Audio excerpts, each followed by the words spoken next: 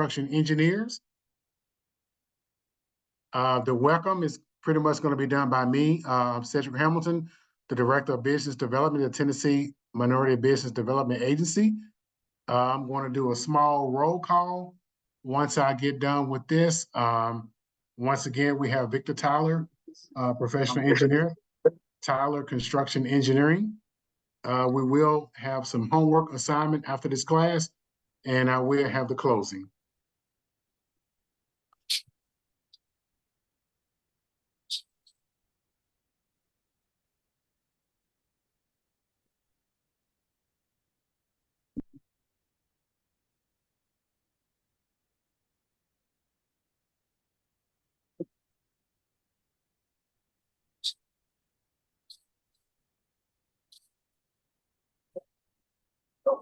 Okay, this is our opening slide.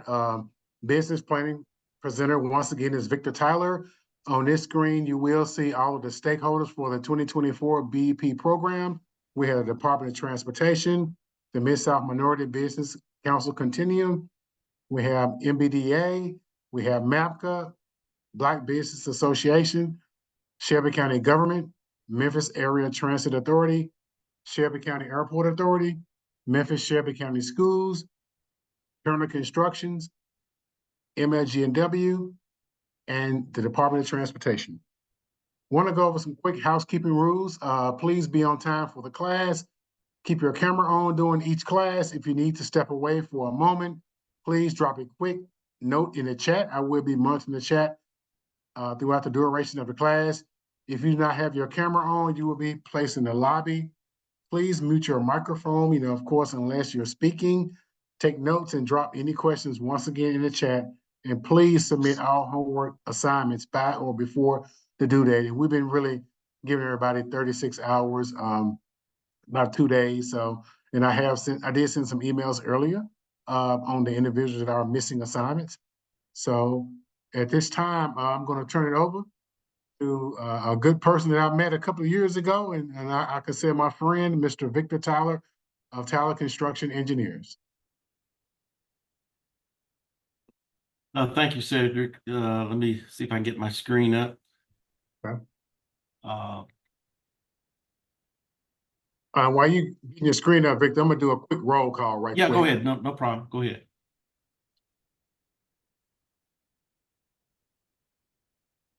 Excellent. Trucking. I'm here. Thank you. Thank you. Wooden Mechanical. Wooden Mechanical. Boss Entities Construction. Dr. Woods Trucking. K&J Enterprises. Property Enterprises Incorporated. I'm here. Thank you. Building Construction Management. Brandy's here along with my associate, Madison Faust. Thank you, Brandy. Perry Pavement Company. A1 Electrical. Present. Hey, Victor, how you doing? Hey, Willie. Grind City Transportation. Patterson Enterprises. I'm present. Brian City's present. Got you. Patterson Enterprises. I'm here, Sid. Thank you. Harris and Associates. Harris and Associates. All righty. I'm going to turn it over to Mr. Victor Tyler. All right. Thank you, sir. Good evening, everyone. This is a subject that I was asked to present. Normally, I'm into a lot of other subjects. I have a business partner that does a lot of this, but I sit in on his consulting assignments and pretty well versed in this planning, this business planning part. And it's a little bit different than most people think.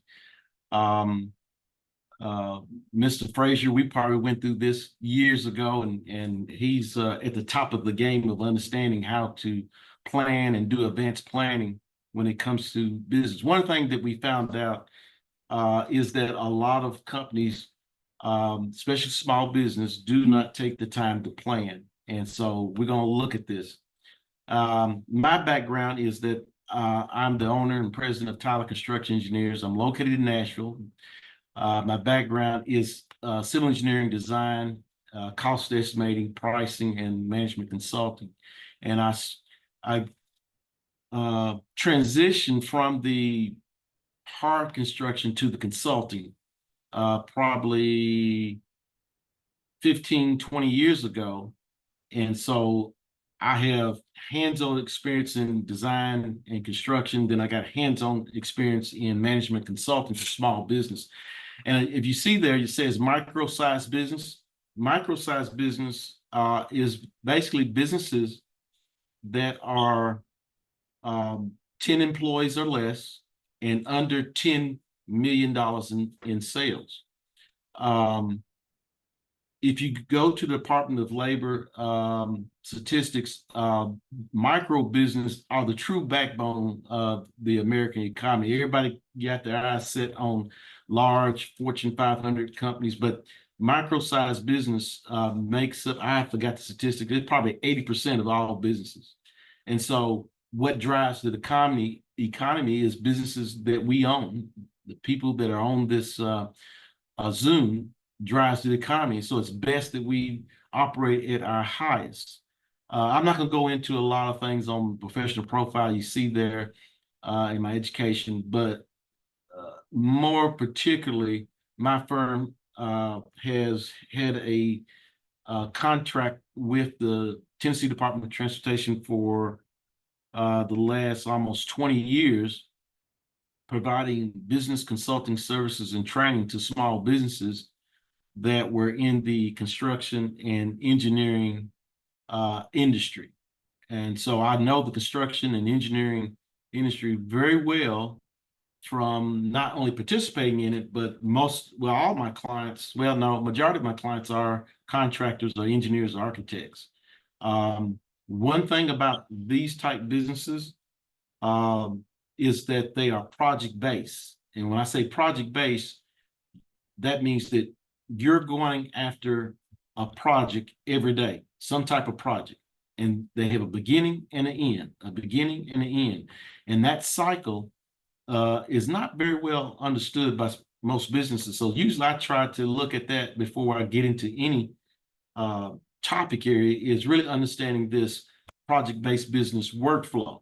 And so the business workflow, you start at the very top and you see, get the work, do the work, and account for the work. Now, most people have seen this in looking at, they call the three-legged chair syndrome, the get the work, do the work, account for the work. Get the work is sales and estimating, whatever you want to call it. Do the work is operations, which you're actually doing the work. And account for the work is the administration part, counting the money and the payroll and HR. Now, under the sales and marketing is business development and bidding, that preparing for the type of work you want. And then if you see the work you want, you go to the next phase of the B, which is bidding. And that's where I see, that's where we named it the 5 B's, business development, bidding, building, billing, and banking. What we're talking about this evening will be the business development part. And you see where it has planning and strategy. So most of my talk is going to center around not about business plan, but about what is involved in planning and strategy. And the planning and strategy part is what we do not see enough of in the small business arena. And especially the strategy. The strategy is the part that you really have to take time and look at the market that you're in and kind of think of things that you normally wouldn't talk about as business, because most time people would be talking about, I'm going after this contract, I'm going after this type of client, but before you get there, there's some things that you have to really know about you and your business to really do a real succinct plan that really makes sense. So I'm not going to get into the other B's, so we'll just concentrate on this business development part. And so why do we do business development? What is it in business development is, of course, the high level we're talking about tonight is the planning and strategy part. The other part of business development is you have to build relationships. So who are the people you build relationships with? Well, that's found out in the planning and strategy part. You just don't build relationship with anybody at a conference or a meeting. You have to have a plan and have a target of the type of individual that you're going after or a type of company. And of course, what's been important in all this is the human capital that we tend not to think about. And the human capital part is not only the human capital, the people that you employ, but it's the human capital of people and that building relationship that comes outside the company as subcontractors, suppliers, your banker, your lawyer, the insurance person. Those are that human capital, but most of the human capital are those that you're going to employ. The other one is building relationship. And so what's the why? Because this is what we found out a lot of times too, is a lot of small businesses do not take the time to find the right work for your organization. You cannot go after everything. What does you, and so it answers the question, what does your company look like? What does your ideal customer look like? Where is your ideal customer? And do these particular jobs look like me? So when someone sees a particular type of project that you do, they say, I bet you so-and-so did that. And that's what you're looking for. And so with human capital, you got to have a team. This is my team that I've had for probably 20 plus years that's been around me, helping me build my business. And all these consultants have their own specialty.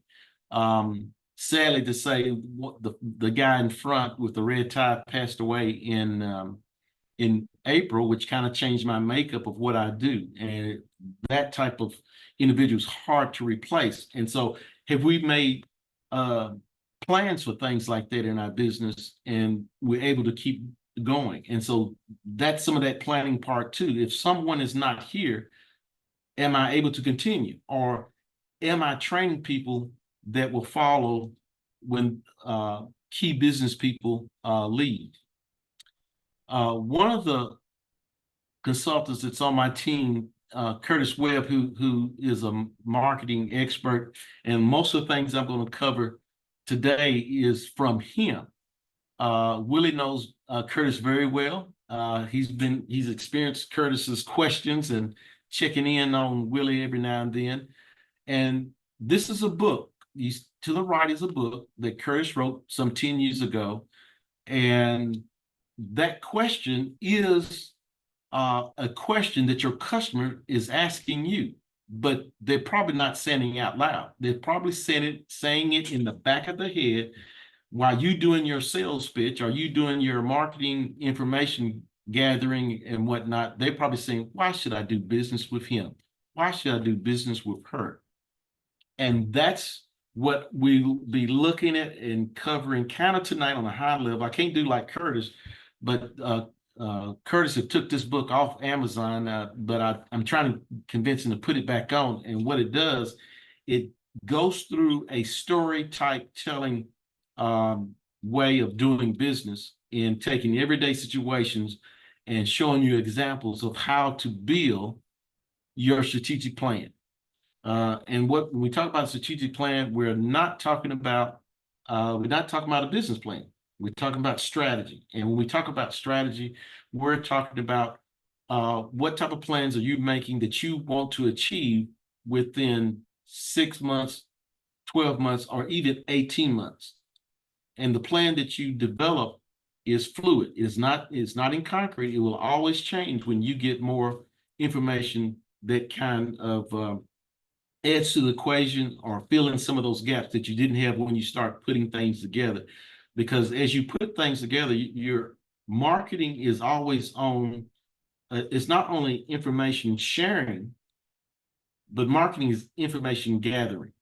And that's what that's what big companies are doing today. When they say big data, that's all it is. It's market gathering and market sharing. And most of that information, if you don't have a CRM, customer relation management software, most of the information that you have is probably in your accounting system. If it's set up correctly under customers and jobs and types of jobs, the contacts, the emails, the phone numbers, you can put other information in there. When the last time you talked to them, when the last time you had a job, all those, some people think that's mundane, but you'd be surprised the type of information you get out of just reviewing your numbers out of your accounting system and how those numbers are tied in. And then at the end, how those numbers tell your story and can help you develop your plan. The two words that go hand in hand with a profitable company is strategy and planning, or planning leads to success. And so it's a lot of analysis. You develop, execute, and you assess the plan. You can't assess a plan unless it's written, and will lead to something that we look at later on this evening.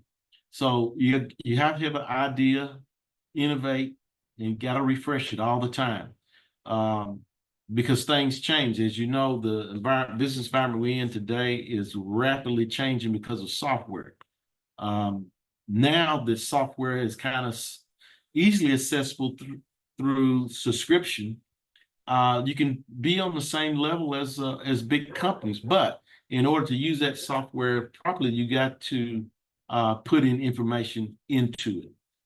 So it's nothing that to sit on. So when you buy software, that's again, when you're planning to buy software, are you going to be using it, and will you have at least one person that's a champion? And when I say it's a champion, that person will know that software in and out and use it more than 34% of the time. You say, well, Victor, where did you get the 34%? There was a study done at the start of 2024 that said most of the subscription-based software, they did a study and found out that most companies was only using 34% of the software. That's a waste. If you can't see yourself using that software more than that, stick to spreadsheets and the yellow sticky and the legal pad, because you can use that money elsewhere more wisely. So we're going to talk about planning. We'll talk about strategy first from a high level and just kind of a conversational type of exercise first. So the logic and foundation for business success. And this is a statement that Curtis made years ago. You can't give value to someone until they understand and appreciate what you are doing or what you have done. Success comes from being appreciated. Now take time and kind of read that again. You can't give value to someone until they understand and appreciate what you are doing. Can you easily explain to your potential customer or to an existing customer, because we like repeat business, and they appreciate what you've done or what you're doing? And so that's part of that why should I do business with you question. We got to be, because you have to answer that question to that person across that desk, even though they're not asking you verbally. It's in their head. Why are you talking to them? Why should I do business with you? And this is where we keep saying, you know, we have to write it down. And so part of the homework assignment is you being able to write something down about your business. And we'll get to that question later on. And there's a couple of questions that need to be asked to kind of start the process of having a strategic plan. Now, the thing about a strategic plan is the strategic plan is actually an action plan. It's a plan that you have to implement and be accountable for, because at the end of the day, that strategic plan is related to revenue increase. It's related to revenue increase. And so we got to make it real.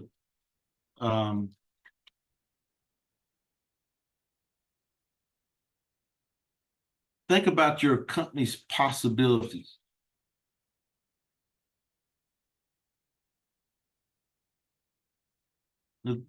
That's an interesting question. Some of the questions that we ask some of our clients when they kind of first we kind of first meet them. Let me go back. And I think we've probably asked a couple of Willie, you might remember this question. We said, could you describe your perfect day in business? What would be your perfect day or your perfect week in business? And then how do we get to that point? There was a gentleman that I'll give you two examples. There was one business that was, I learned that question from a gentleman in Chattanooga who had a steel erection business. And he told me he'd been in business for years and years, and we were just talking. And he said, my perfect day in business is, and he said, I'm almost there, is I come into my office on Monday and see where the team is. And I'm in the staff meeting, and we set out what happened last week and what's going to happen the rest of the week. And I'll give some directions here and there. And then they tell me who I need to see during the week, whether it's marketing or keeping in touch with an old client. Then he leaves the office for the rest of the week. Don't show up because he has managers running the business for him. He shows back up on Friday at 2:00. And when he comes to his office Friday at 2:00, he closed the door because the office manager have laid on his desk the profit and loss statement, the balance sheet, the statement of cash flow, the accounts payable, and the accounts receivables. And he stays in there from 2 to 6 with no phone calls and no one to disturb him, looking at his numbers. That's his perfect day, where the business is running itself, or he has employees running the business for him, and all he's doing is keeping them on track with goals. And he comes in and look at the financials on Fridays. That's his perfect week. What is he doing the rest of the week? He said anything he wants to. Sometimes he does come in the middle of the week because he just wants to, but he don't have to. How do you get to that point? That's a plan. You gotta set a plan out to get to that point. There was another gentleman that we met that was it was a two-person shop. He was a welder. He welded specialty items, the handrails, stairs, whatever. And we asked him, what would be your perfect week, or what would be your perfect day? And he said, I would love to do missionary trip travels twice a year. Well, how do you do that? And so there becomes he's just him. So if he goes on those missionary travels, there's no money being made because it's him and another helper. So that means he has to have in his plan finding the work that he can break even and make a profit, and being able to take off a month or 2 months to do missionary travels and still come back and pick up where he left off, because the work that he done prior to him taking off was very, very profitable. So his strategic goal was to find profitable work. Well, how do you find profitable work? That's kind of the homework that we're talking about when you make a strategic plan. Effective planning gives you direction and focus and purpose. And that's basically what I kind of said at the beginning of the of these slides, is that what planning is going to give you is the direction you need to go. And just like these business people looking at a track, they looking straight down. They're focused on the finish line. They have a purpose, and their purpose is to get first place. And so we got to have that laser type focus. One of the things about a strategic plan too, or business planning, that it is focused, and it's a narrow focus. It's not a wide focus. It's a narrow focus on one thing. If you have several things that are potential revenue source for you, then that's probably a separate revenue. I mean, that's probably a separate strategic plan for that type of service or that type of product. If you kind of get my direction, but the planning part of business, especially when you get to the strategy part, it's narrowly focused. It's not a whole lot of different things. You don't stop doing a lot of things, but you do focus on that one thing to get in the door, and then the other things will follow. Because most of the time, clients that are pleased with you will always ask, "Can you do this? By the way, are you able to do this? I like working with you. Can you do this, that, and the other?" We've seen that many times. Now, when people look at small business, when people look at our business, when people look at micro business, they see a penny. That's the first thing. It's just like they see a penny. And when we think of penny, what we think? Not worth much. But as a small business, we want that person across from the table from us to look real close at this penny. Look real close at this penny. And when we look real close at this penny, and this penny have a conversation with us, and we saying the right things, and we're answering the question why you should do business with me, we see that it's a 1943 penny, and we see that it has wheat on the back. Now, what should that tell us now? That penny is probably worth, oh, I don't know, a couple, maybe $40,000, $50,000. So how do we tell our customer that we have value? And it's more than surface. And we all have gone through this. When they first see a small business or you coming up, they perceive that there's no value because you're a small business, you're a 2-person shop, you're a 5-person shop, you got 10, whatever.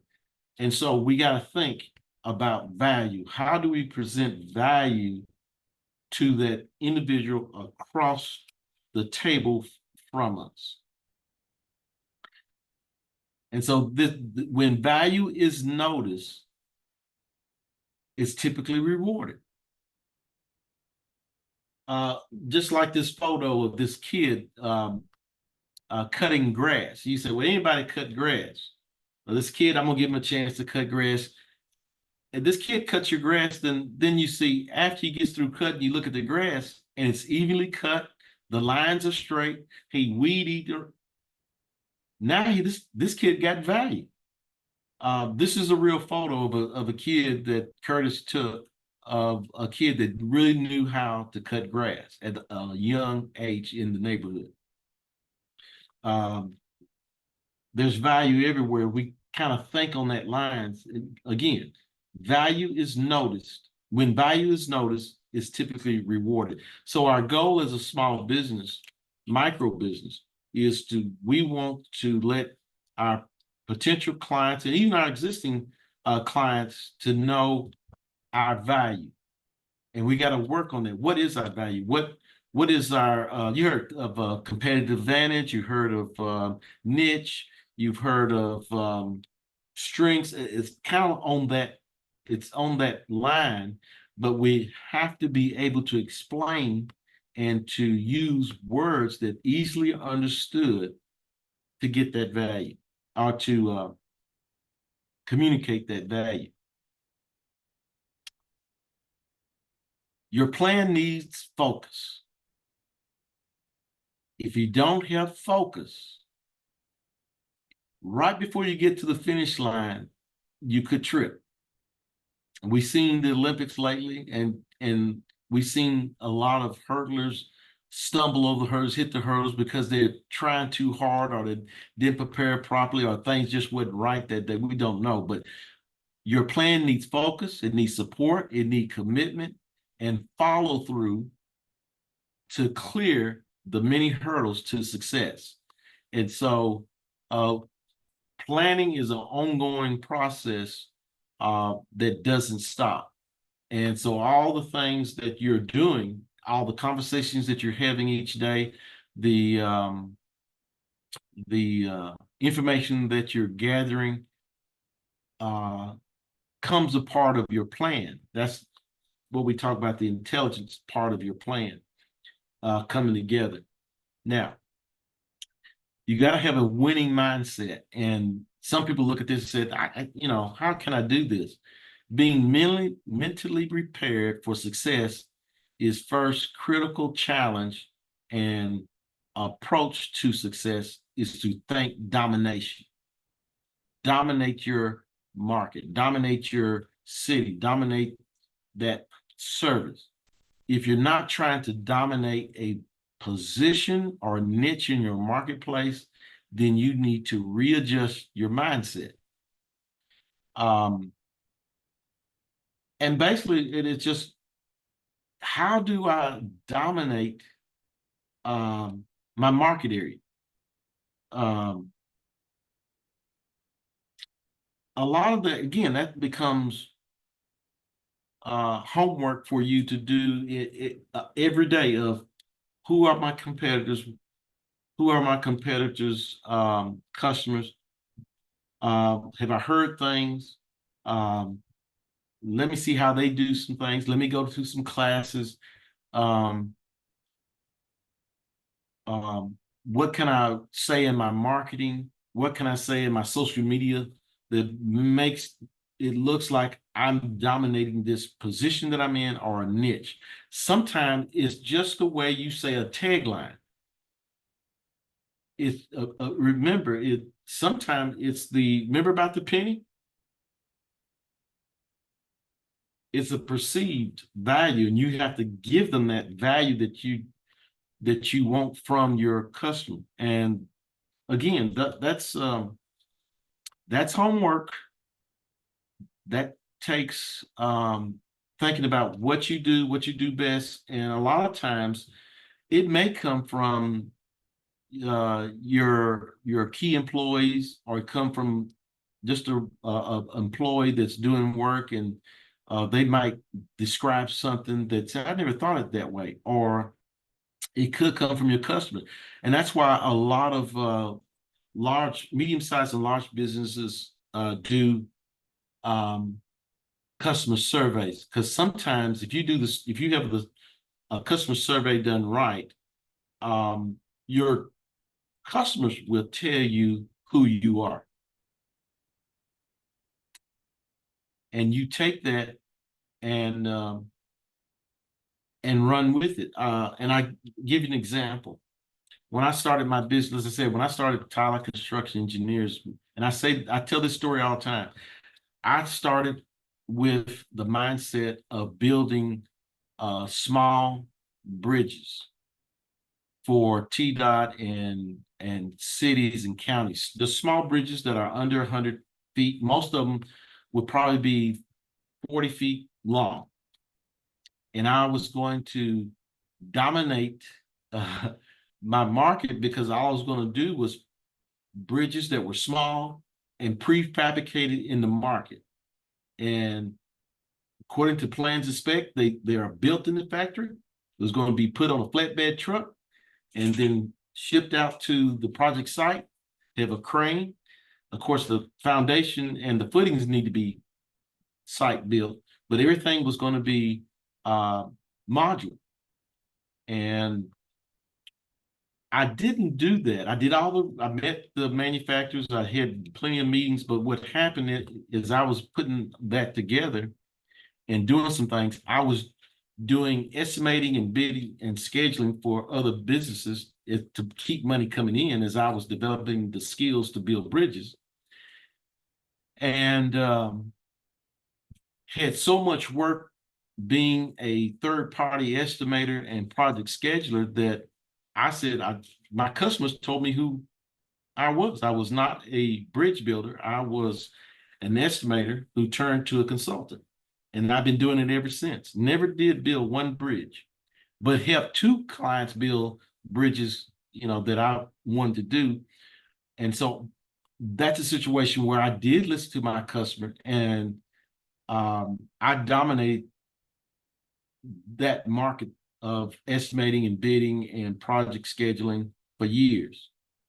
And not get, hey, this is what I want to do, and I'm not going to let anybody. No, listen to your customers, and they'll tell you what you're good at, and see if you can take advantage of that and promote that to the next potential client, and see if you can get them. So think of something you can dominate, or is it a phrase that you can say that give your potential client a perception that you dominate the marketplace. So let's go through this some high level before we get into some other details. Let's go through some high level questions here. What does success look like for you? You got to define that. One person's success was being able to put food on the table,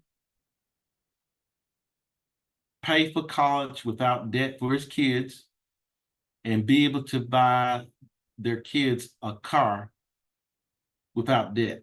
That was a short-term success for one business owner. It doesn't matter. Just what you got to have a target. You got to drive for it. I got to do this because I don't want my kids to have debt. I'm going to pay for their college straight out. So what does success look like? And that's going to change. It's going to change. And so you must have an overall success target or goal, and it must be defined. So everybody's working, because if you got other people in the office, so everybody knows what they're working for. Everybody knows what they're working for. And plus, you know what you're working for. What business are you in? Can you really describe what business that you're in? And here's the key. Define your business from a customer perspective. That's why you need to talk to your customers and ask how we're doing, how their day, and interview them without them knowing that you're interviewing. And that's part of that business development part of building relationships too. Define your business from a customer perspective. And we do that. The big companies use the customer survey. They do those apps, they send stuff. You can do emails, you can do what's the MailChimp type stuff, to send to your customers, or just have conversations with them. All this is a part of, these are information that you will assist you in your planning. How will you satisfy your customers long term? This comes back to planning. How will you satisfy them long term? So you got to know who to target. Who are clients that are long-term clients that can be repeat business. When you have repeat business, there's a base of business that you can almost predict year after year after year, and then that free you up to look for additional revenue sources. Because if you're always grinding to find that next job and the next job, and it becomes old. It becomes old and tiresome. Let's look at some other questions.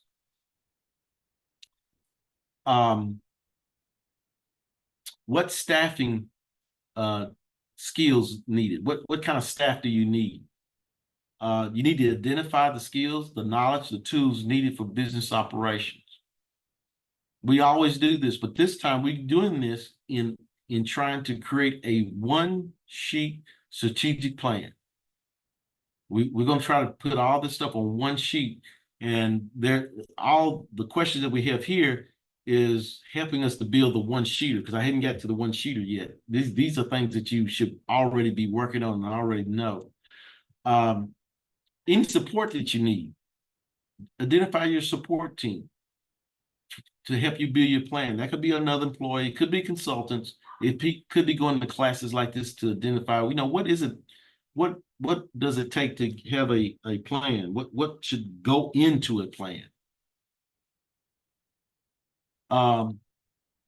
What's our framework for achieving the goal? And so you got to have a time frame, and it can be adjusted. But what it does, it gives us accountability, because with the time frame and with things to be done, you got to put some people names behind activities so that things do get done. This is what we've learned over the years as being a management consultant in this arena. This does work. It is work, and a lot of people don't like to do it. I can tell you, very few businesses enjoy this part, but if they're a client, that you have to go through this part, because we got to know how to help them. So here's another thing that Curtis developed on my team: steps to success. Starts with a simple idea. Create a simple idea that separates you. He said, well, all I do is haul trucks. I mean, haul gravel in trucks. Yeah, that's not the only thing you do. You do it safely. Your trucks are clean every day. You got a good safety record. You don't have accidents. All your drivers are trained and insured. I mean, those type things. You stop saying, I just haul dirt. No. There's other things that can separate you. Develop a strategic, a strategy that allows you to dominate your niche. And that's what we're going to look at later on in a few minutes here. Develop a strategy that allows you to dominate your niche. You say, how do I do that if it's let's say it's landscaping? Well, what do the other landscapers do that could be added to as a value added that no one's doing? It's just those type of simple questions. As you get more sophisticated in your business, there's a lot of things that you can do to do that. And so execute your plan with a dominating mindset. It goes back to that dominant. And you say, why do you want to say dominating? Because what it does, it drives you. It just gives you that drive every day just to keep going, to better yourself. And because one of the things that you're looking to do is that when someone mentions your business name, the first thing that comes to mind is that niche that you dominate. Or if someone says landscaping, your name always pops up. Whether you do that by creating that plan and doing a good job, or it's part of your marketing strategy through email or social media, they see the same consistent message, same consistent colors on the print, on the website. It gets seared in their brain.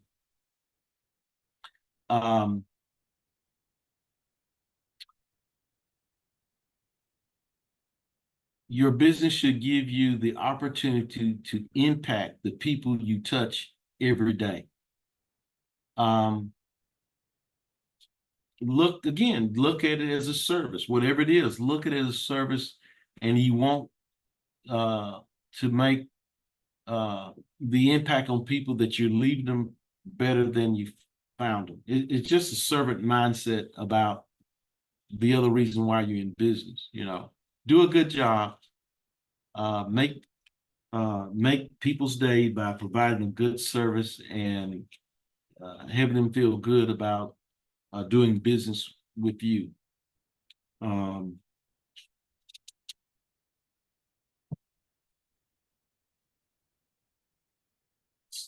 That's a stopping point right now. I have the other slides. It's about that I have. If there are any questions, because what I want to move into next is the business action strategies, and this will take up the rest of the time. Were there any particular questions anyone had, or is anything in the chat? Because I can't see the chat. If not, No, Victor, I don't see anything in the chat. okay. We can let anybody, like I said, if we have any questions, if you want, Victor, we can take a quick 10-minute break. If that's fine with everybody. I can keep going. I'm fine. It's up to everybody else. I'll let that be your decision. Is everybody okay with taking a quick 10-minute break?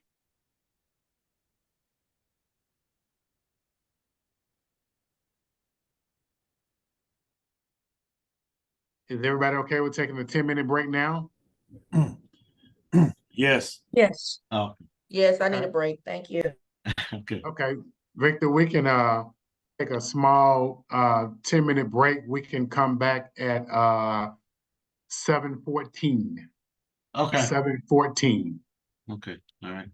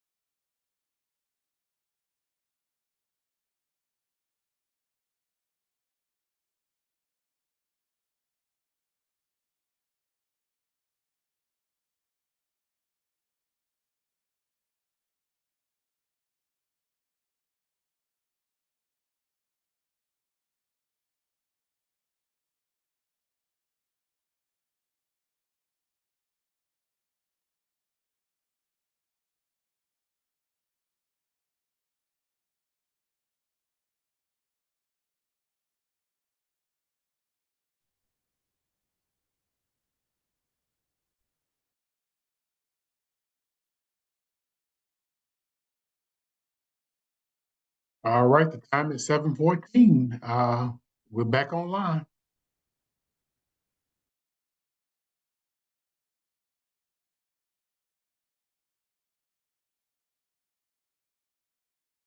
Okay. Okay, I'll start right back up and everybody fits in when they get in, I guess. All right. Uh, I just have probably about 20 minutes, and then we leave time for individuals to ask any questions or discussion if they want to. What we looking at now is how do you build, what are the items that you need to develop a business action plan? And again, the business action plan is a one-sheeter that gives you a target what you're going after. It should be stuff that some of the stuff that we already talked about is just taking some of the stuff that you already talked about and know about your business and putting it on a one-sheeter. And so what we're looking at when we do this, when we do plan, we're looking at long-term profitability. And you got to know what profitability looks like because you want to repeat it. And you can't repeat it. You don't know how to repeat it if you don't take the time to write it down, discuss it, and plan for the next period or section of your business. Again, what allows me to build my business into more than it was yesterday? How can I make it better than it was yesterday? And here it is, think like a client. And the think like a client comes back to what are our clients saying about us? What are our customers saying back to us? So sometimes every once in a while, it don't have to be formal. Just ask a client or a customer, personally or through email, how did we do? Was it something that we could do better? Could you give me advance notice of the next time you might need this type of service? Kind of get a leg up on before anybody else. We know a lot of the successful construction companies do not do hard bid. They get invited at the table and nobody's at the table. They get invited and they do negotiations. You can do that with any client. How can you be their preferred person to call? And the only way you know that is what are they looking for as we start to put together our plan. Provide work that matters for people who care. It makes the job a whole lot easier. You find clients that really you want to help and help them succeed so that you can succeed. It's just a mindset. Again, it's a positive mindset of doing business. For example, if you are a subcontractor and you want to do some work on a big TDOT project, then you should focus on the prime contractor. That one big prime contractor, that's who you focus on. You don't focus on TDOT. TDOT don't do that. They contract it out.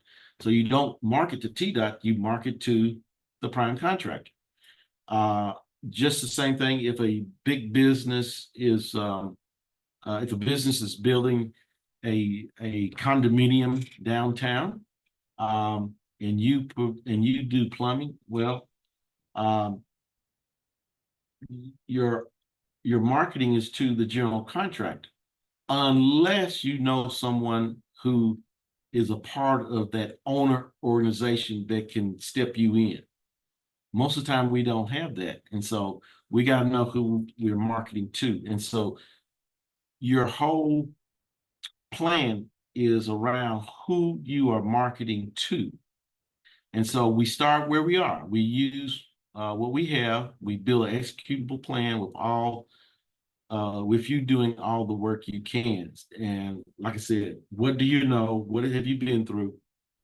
Let's write it down. And what other information do I got to seek? Do I need to go to some chamber meetings to get what type of businesses are coming in, what type of projects are being developed, who are they recruiting. You'd be surprised what you can find out through chamber meetings and chamber publications, as well as the planning department. You'd be surprised the type of things the planning department discuss, the plans that they put together, and you can see they have all types of maps where it will show the development activity in the county, and that tells you, you know, where you probably need to concentrate some of your effort. But all this is where you start. And so what we're getting to is this right here, this one-page strategic marketing plan. You're always in the process of building this plan. And again, this allows you to dominate a niche. So the summary is, you know, who or what is your business? Keep it, you know, don't make it don't make a thesis out of it. Keep it simple. What is your vision? And you remember, your vision is what you want your customers to see. You're working toward that vision. You want to know what you're trying to say, what my customers, what they see when they look at me. They're looking at a company that's real safe, that provides services on time, and they have the latest products or whatever. The objectives of what you're trying to do, the target markets or the target customers or the target areas. So that target could be a customer, a client, could be a geographical area. It could be a type of project that you've heard about, because you can build a strategic plan just like what we know now. TDOT is getting ready to start a lot of the work, kind of the planning work and design work, and prior to the construction of the I-55 bridge, which is an $850 million bridge. So that might be your target. So that's one strategic plan. How do I target that project and get on it? You create a marketing plan strategy. What are the things that I'm doing to get to that target? What are my weekly activities? What are my monthly activities? In this marketing plan strategies, you have down there, who are you contacting? And if I'm contacting this person, do I have their email? Do I have their phone number? Or do I know someone who knows them that will give me that information? And then the sales forecast. What am I trying to reach? What sales goal am I trying to reach? You got to have something in mind. So if we're talking about a $850 million project, you're not going to get the whole 850 million. We know that. So what piece of it do I get? Do the owner of that particular project have a breakdown? Most of the time when it's public projects, they do have breakdowns. They're not cast in stone, but you can make some kind of forecast of your portion of that. Do they have small business, woman-owned DBE goals on it? That would tell you also, you know, being able to, how much money is available for my business. Then you do a budget summary. The budget summary is something that we don't take a lot of time to do in small business. Is, do I have a budget to market? Do I have a budget to make some prints? And also my budget, do I have to increase my overhead? How do I increase my overhead? And if I need to increase my overhead, that means I need to increase my markup on the bids that I'm doing now. Well, what is that? How do I calculate those markups? That's another class, but all that goes into that budget summary. But all along the way, you got this information. The information that you've been gathering all year long or 2 years is placed on this one sheeter with these headings. And then you want to make progressive measurements. You know, it could be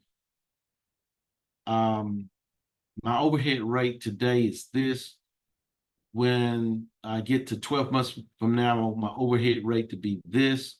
My profitability rate right now is at 6%, but in 12 months, my profitability rate, I want it to be 12. And that increase is reflected in the objectives, the target market, and the marketing strategy that you go through to get to that. And then if you got a marketing staff or accountability, you put down who is accountable to get this strategy off the ground. You know, who's going to make the phone calls, who's going to do the bids, who is going to keep up with what we're doing and report back. Hey, Jerry, did you talk to John about that project? Yes, he did. Okay, done. What did he tell you? He told me to come back next week. We make those little checks and balances that we are working on this project together. This is rarely done, but this is what's happening in the larger businesses. They do write their goals and plans down. So let's talk about it a little bit. What are we doing as a business? State who you are. That goes back to the summary. You know, we're talking about this summary here. State who you are and give value to what you do by stating your expertise, or time in business, or your specialty staff. Now, let me give you an example, just for a quick example.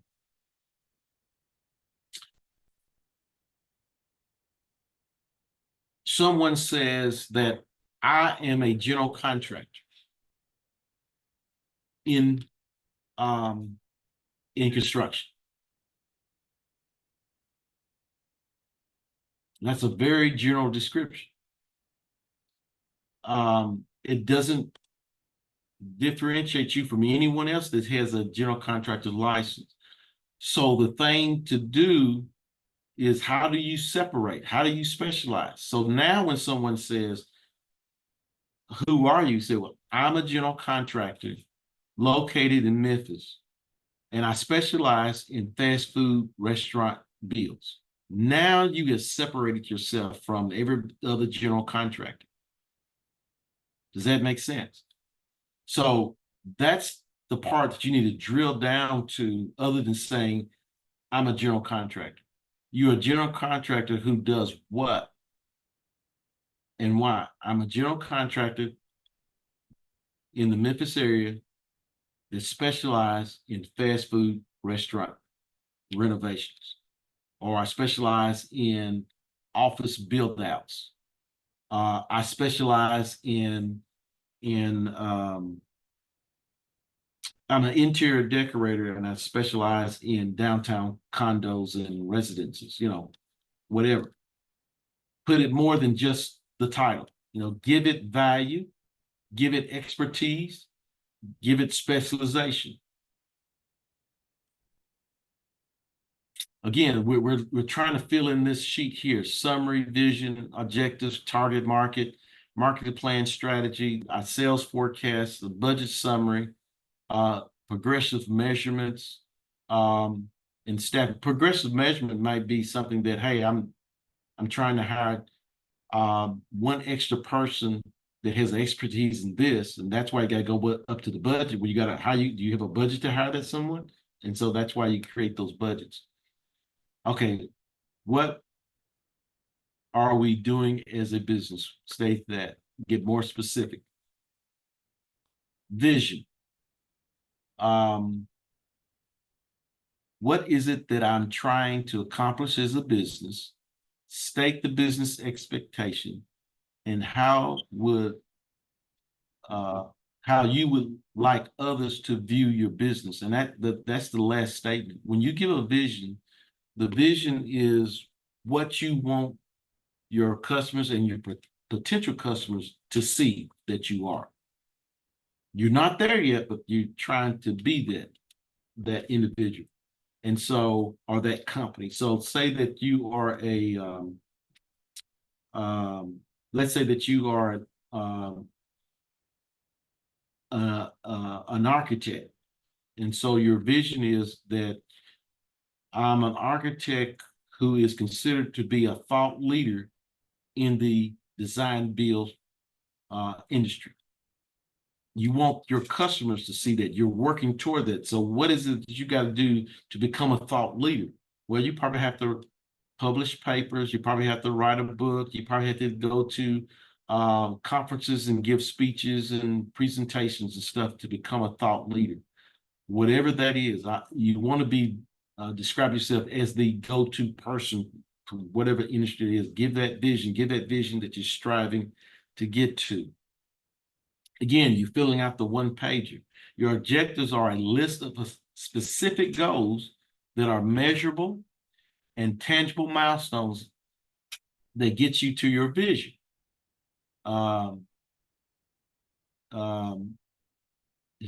You can set objectives for performance or customer satisfaction or other key elements of success as long as you define how they will be measured. So you're keeping up with what you're doing. That goes back to making everyone accountable on that one sheet. And again, you're not writing a book, you're writing short statements that are executable and they are definable. It keeps you on target. Matter of fact, when you do the matter of fact, Curtis, my strategic marketing consultant, he used to say when you do this one-page strategic plan, business plan, you should probably put it on your computer where you read it every day to see that you're moving in that direction. When we talk about target market, who am I trying to do business with? Who is my customer? And then again, what is their profile? And so that we're not going after everything. We have a target customer or a target type of project that we're looking for. And so that our message and our marketing is consistent. Because we want to be consistent when we are trying to market our business. The plan strategy. Have we identified the market with the most potential? Do we have a competitive advantage? What makes us better than any of our competitors when we look at that market? Is it something that's a business breakthrough? And that could be a particular type of machine that we're going to be using, a particular type of product that we research that no one is know about, that we're going to get licensed to use it. Can it become a strategic niche for us? And do we have a compelling offer, even if it's in a low bid market? You know, a lot of people say you can't market low bid. Yeah, you can. I used to think you couldn't, but in construction, low bid type, you can still market. You can still market, but you don't market on price. You market on these things here. The competitive advantage, a breakthrough product or a breakthrough service, an offering from the manufacturer or supplier that you could offer to the prime contractor that no one else have. You have license, territory. And again, we're looking at that marketing plan. What separates you? What separates you? Sales forecasting is kind of hard for small business, but it can be done if you look at what type of business is being done in the area now that you would be involved in. Whether the sales forecast involves the market area or the type of clients. You can get that information. It's sometimes you have to buy the information, but sometimes just going to these industry meetings, you can get information, or looking at the local web page news, again, from chambers sometimes put stuff out. And of course, if you look at the federal government and the state government and local government, they put out forecasts all the time. And most of the time the forecast is between 12 and 18 months, where you can say, hey, this type of project is coming down the pike. From this particular customer, I'm going to target all those buildings that they say that they are going to ask for janitorial, third-party janitorial companies to clean.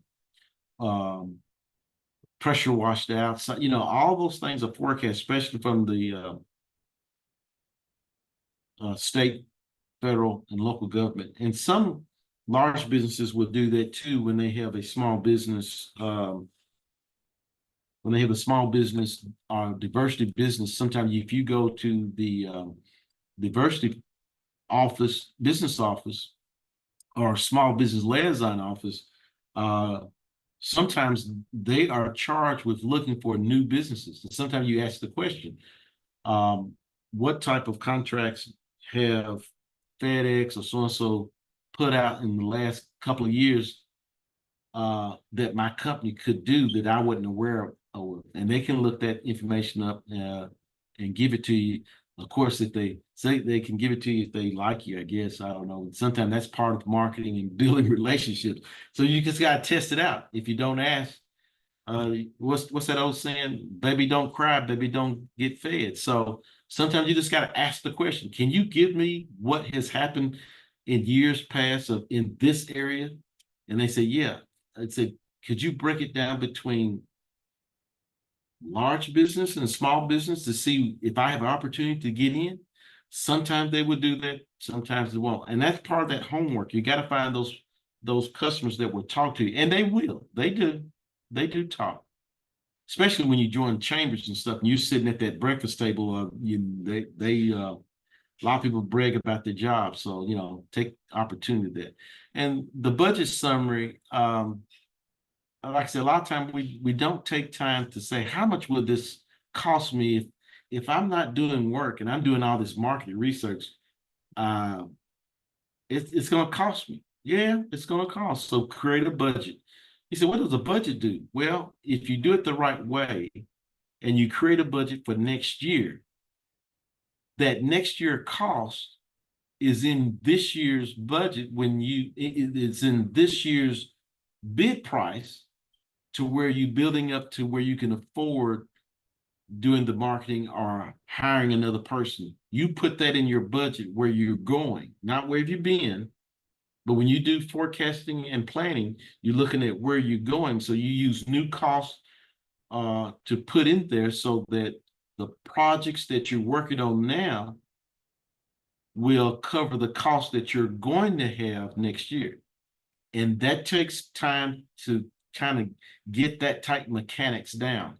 It's done all the time. That's how people afford to have benefits for the employees. They put benefits calculations into their bids so that within 6 months, when they offer benefits, money's in the bank to kind of start that process. Again, that's a strategy. But at some point, you need to be looking at budget and creating budgets and forecasts. And then looking at your progress, again, that measurement. What have we done? What do we have left to do? Keeping everybody accountable. And a lot of times when we look at this, when we do these plans, one of the things you want to do these plans is that you want to fend off, problem areas. And one of the things, there was a study done, studies always done, but what are some of the reasons businesses fail? And some of the reasons they fail is because they don't keep progressive measurements in mind. Going back to look at what was done. Were we able to get this? How come we didn't do it? And so a lot of the reasons business fail is because of management issues, just poor management, unrealistic growth. Did we project too much and we weren't able to see, and we kind of overstepped? Performance issues. Did we not make a good assessment? Did we not make a good assessment of the staff we had and the skills? Or do we not have enough staff to do the project? Accounting issues. Did we look at this wrong? Now that accounting is computerized, that's not as big of an issue in business failure as it used to be. And the study also said there was no comprehensive business strategy. That was one of the failures of small businesses. No comprehensive business strategy. That's what we're talking about today. But here's was a big one. One of the biggest issues small business fail because of owner egos. I don't have to do that. What? I'm a small business. I don't need to do that. I don't need to be that sophisticated. Owner egos was one of the bigger issues other than accounting. That's something to think about. So why do we go through this exercise? Sometimes we go through this exercise to keep the owners in check. One of the things that we found out consulting with small businesses, the biggest problem areas of small business where people abuse policies and procedures was the owners. And that got the business in trouble, either through money issues or poor morale because the employees or other partners saw how someone was treating the business as their piggy bank, or they abusing employees. So sometimes these written plans just keeps the owner's ego in check. Again, we talk about marketing staff accountability. It's also the accountability for the owners and managers too. And so sometimes when you do these strategic plans, you probably do need to put names down, or you can put positions, or if you got a pretty good size business, you can put the office who's responsible for making things happen. You must have a willingness and a commitment to follow the plan. We see that all the time. When you make these plans, everybody do business plans, and the biggest things on business plans is dust. No one opens it up after they do the business plan. A strategic plan, it's a one-sheeter. Keep it one sheet. Discipline is the bridge between goals and accomplishments. Discipline is rarely enjoyable, but almost always profitable. Just remember that. So when you put a plan, work it, get buy-in, make adjustments to it. Most of the time, if you kind of remember some of the larger, a lot of the smaller businesses we see are doing this too. We got a few small businesses that are successful that do take time to do a business retreat. One day in the mountains, and all they talk about is KPIs of what was reached, what was not reached, and what are the new goals of the company, and then giving everybody the opportunity to exchange ideas, what worked, what didn't work, what I think we need this and that.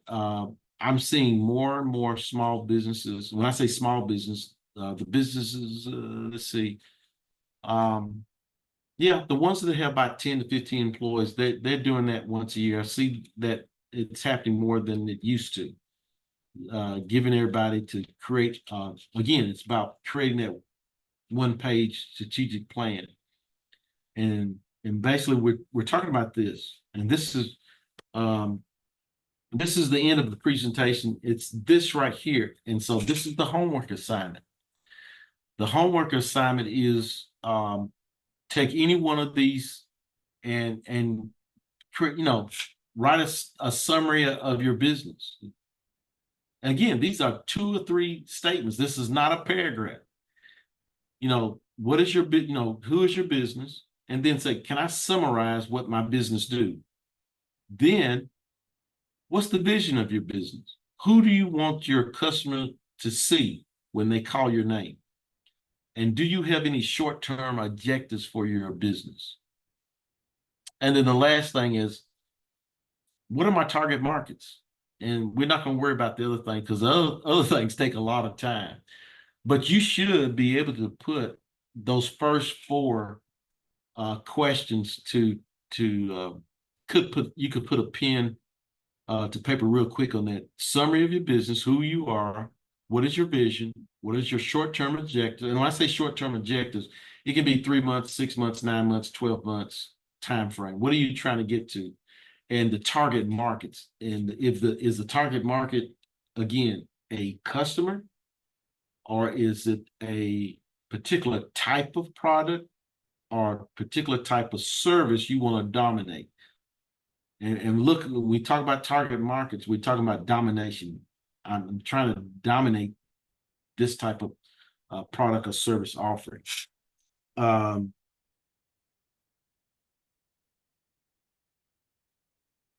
stop there.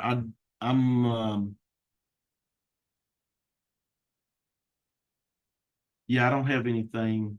Oh, and one other thing, one thing about strategic plans and goals, there is a difference between a goal about volume and profitability. Just because you have a lot of volume don't mean you're profitable. And so there's a delicate balance when a business is growing. And so sometimes those businesses that want to grow, it has to be planned properly. And there's statistics on growth that I thought I had. I thought I had those statistics with me because I usually have it on. Yeah, I don't have it. When we talk about how fast, how do a company know when they're in trouble when they're trying to grow? And of course, as I say, when someone's trying to grow too fast, the first one that knows you're going out of business are your suppliers because you're paying them late. They know you're going out of business before you do sometimes. And that goes back to the owner ego. Oh, I can get out of this hole. Let me just keep digging. I'll stop there. Cedric, if there are any questions or comments, you don't have to be questions, it can be comments as well. I learned just as much as anyone when I hear comments. Yeah. And anybody have any? Victor. I'm sorry, go ahead.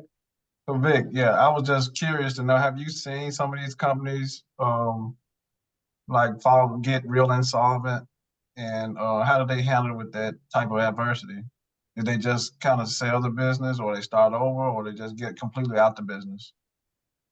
A lot of the companies that I've seen that you talking about having money problems.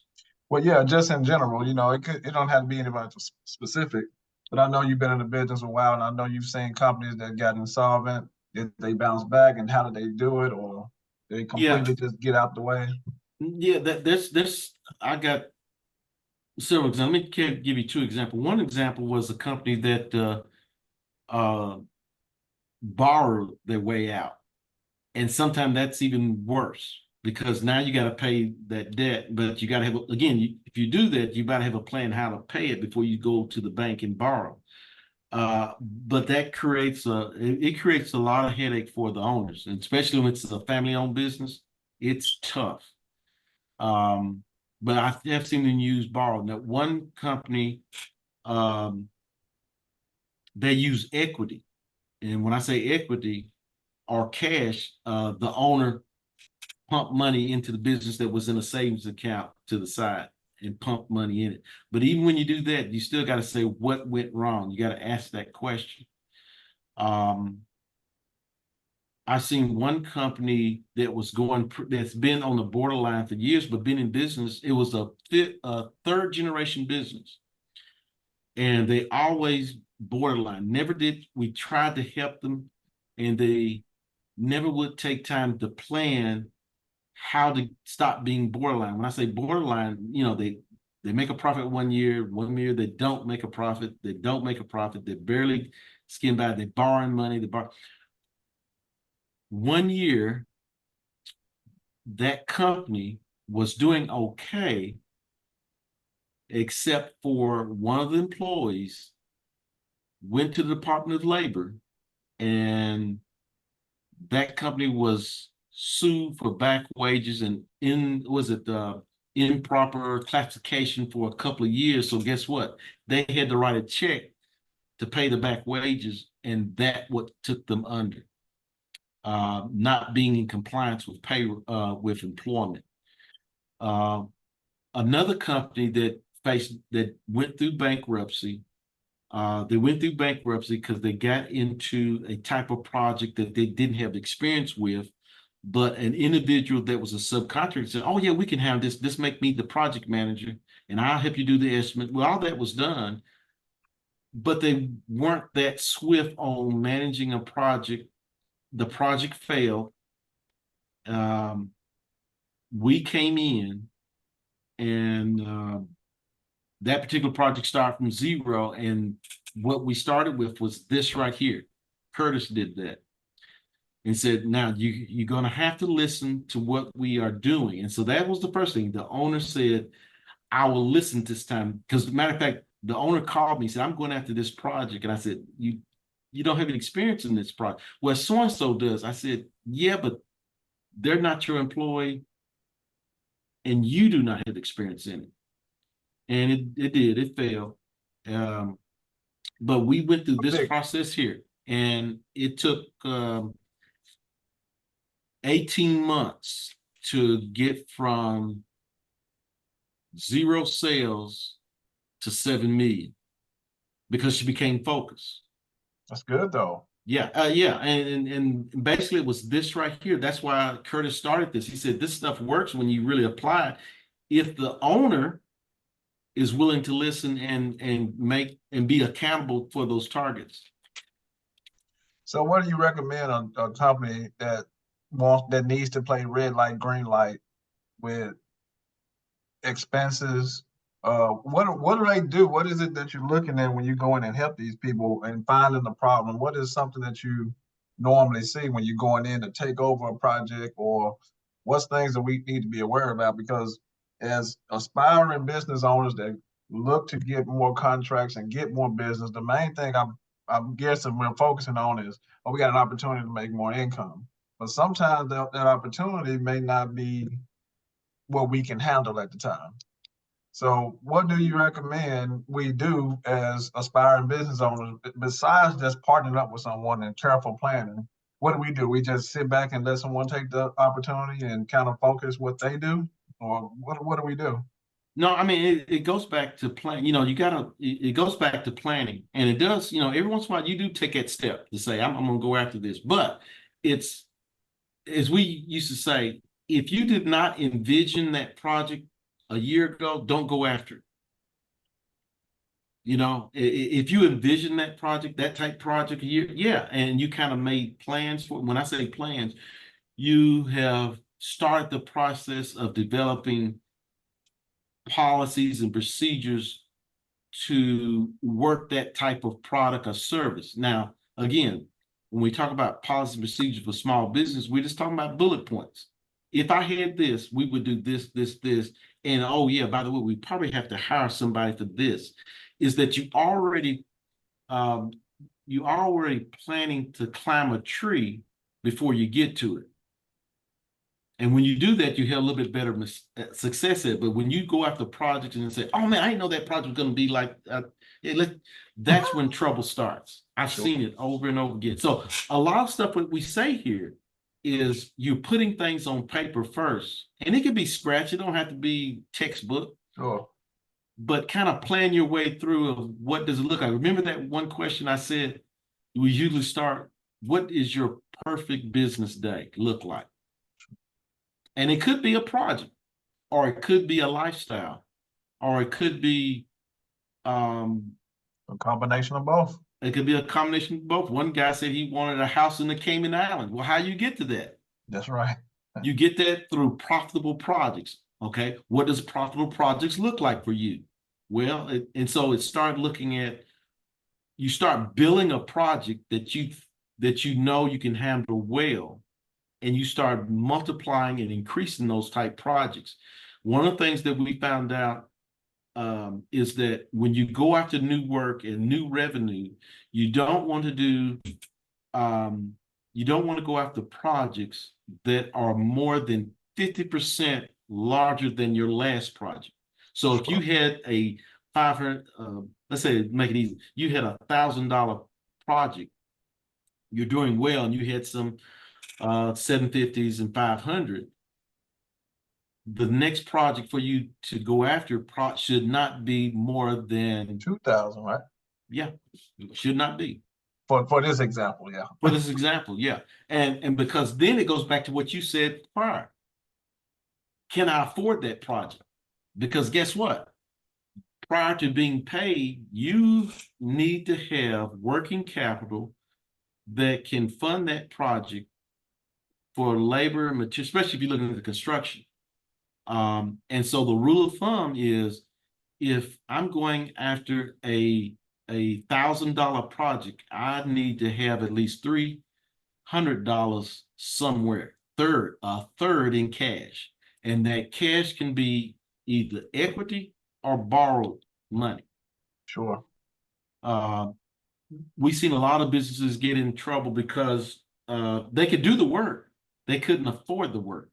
And so that's why businesses need to work on not just profitable projects, but profitability of their business. A profitable project shows up on the profit and loss. A profitable business shows up on the balance sheet. That's wealth. And they are keys and steps to get to that point. And so again, it's about planning. You know, can I recognize a profitable project? And the way to recognize profitable projects is, again, through your accounting system, where when a project is through, let's go back and do some assessment at estimated versus actual. What happens, last question, what happens with these businesses? I know you've seen when they have these fixed costs in place, they have a certain amount of income that comes in to cover those fixed costs. But things begin to vary. Maybe accounts receivable not coming through as much, or projects are decreasing, but those fixed costs remain the same. And what do we do for that situation? It's still careful planning though, right? And just kind of push out our expenses 6, maybe 12 months out to make sure we can cover those things in the event of something that might happen, right? Yeah, when you talk about fixed expenses, now you talk about overhead. And about the last 10 years, there's a term that's come out that's called flexible overhead. How do you have flexible overhead? So flexible overhead comes in, instead of you owning everything, you might need to rent and lease. That way you can get rid of it real quick when things start to go south, and that you're not holding on to these things. So you have to identify what are those things that I can lease or rent and get out real quick if things start to downturn, and what are those things that I need to build that foundation of my business. Both of them will build foundation, because if things improve, you say, yeah, I need to go ahead and buy that. And again, it goes back to the planning process, especially when you get down to this budget. And we don't take time for budgets, you know, and so budget it's a talent. It can be done, but it's a skill that's developed. Yeah. Through experience, in my opinion, because you gotta have some attention to detail, because you gotta have that what if question always in the back of your head. Yeah, exactly. Yeah. I can keep going on and on, but I'm not tonight. But but I think those good questions. Yeah, I mean, it's the question that you asked me is what we see when we do a initial assessment on businesses, and all of them are pretty much the same. I guarantee the question that you got, I probably have 50 clients over the years that had the same thing. You have to walk them through. Some did walk through it. Quite a few did not. A lot of business owners do not want to do the late night work. Yeah, and I think that's most definitely necessary. And I'm the kind of business owner, I want to learn from people better than me at all times. I don't care what stage I'm in. You can always get some wisdom, no matter how good you are. So yeah, you know, that's an ego thing for most of these other business owners too, you know. Well, I mean, most of the, I think I told Cedric when we have conversations, a lot of things that I get when I present, when people ask me to present, I'm not smart enough to come up with these slides. These slides were developed by my clients through the conversations I've had with them over the years. So a lot of stuff that you see that I present is delegated. Yeah, I mean, yeah, it's 25 years of consulting with clients that I say, man, I see a common thread. I need to make a note of this, because he had it, B had it, D had it, and G had it. Now let me see if I can put this.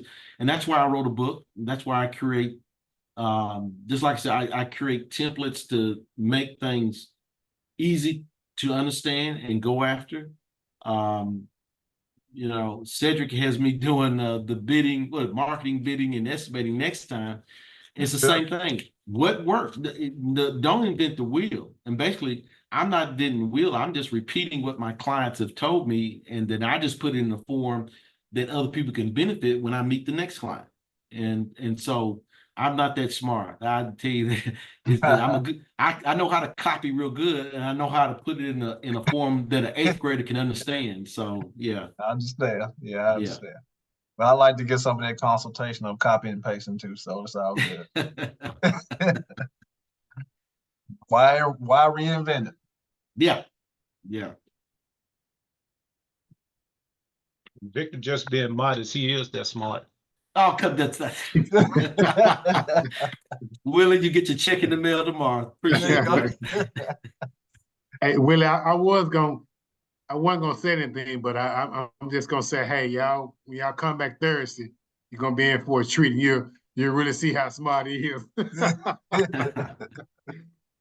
We have any more questions before I close us out tonight? Let me share my screen. Bear with me here.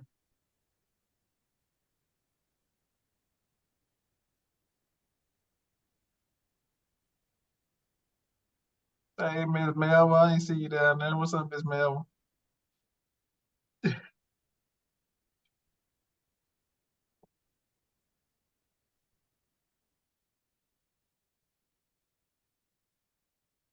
All right, everybody. Really appreciate everybody attending this evening. I know we had some technical difficulties on the BEP side, but we made it through. Next class will be Thursday, 6:00 p.m. Marketing, estimating, and bidding. Presenter will be no other than Victor Tyler. So I promise you, if you think tonight was good, you ain't seen nothing yet. All righty. I appreciate everybody, and everybody have a good night. Good night, Thank you, everybody. Victor. Appreciate it. Bye. See ya. Thank you. All right.